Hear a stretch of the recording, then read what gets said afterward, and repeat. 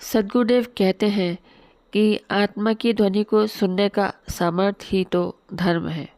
आत्मा की ध्वनि को अगर सुनने का सामर्थ्य एक साधक में उत्पन्न हो गया, तब हमारा जो कर्म है वह कर्म न रहकर धर्म बन जाता है। एक भक्त बिना सेवा सत्संग के एक दिन भी नहीं रह सकता है। सदैव अपने गुरु चरणों में लगा रहता है। भले ही उसकी पहुंच बहुत ऊंची ना हो, किंतु अपने मन से, बुद्धि से, वाणी से, शरीर के अंग प्रत्यंग से सद्गुरु की सेवा में वह लगा रहता है।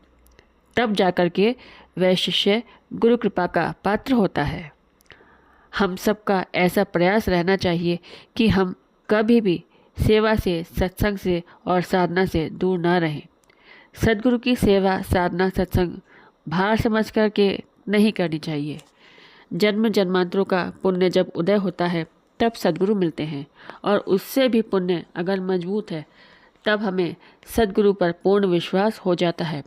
और जब गुरु पर पूर्ण विश्वास हो जाता है तब सेवा, साधना, सत्संग में आप बल मिलने लगता है, शक्ति मिलने लगती है। और उससे भी ज़्यादा अगर पुण्य मजबूत होता है तब हम साधना में प्रगति करने लगते हैं, साधना में आगे बढ़ने लगते हैं।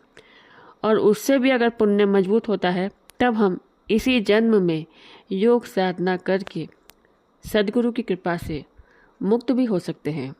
यह सब पूर्व जन्मों के पुण्य पर निर्भर करता है। आज का हमारा जो श्रम है वो कल का आधार है।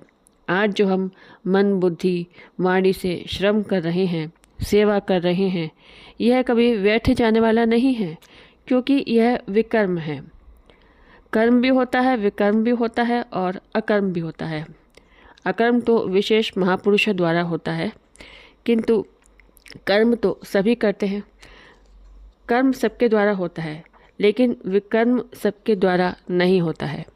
विकर्म तो केवल सद्गुरु के शिष्य ही करते हैं।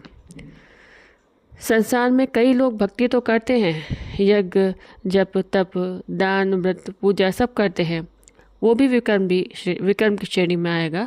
लेकिन सद्गुरु के भक्त द्वारा जो कर्म होता है अपने आत्मिक उत्थान के लिए, वह कर्म विशेष होता है, वह कर्म विकर्म माना जाता है। और विकर्म जो होता है वह बंधन से छूटने का कारण होता है। विकर्म से हम अपने संस्कारों को शुद्ध कर सकते हैं। बोलिए सद्गुरुदेव की जय।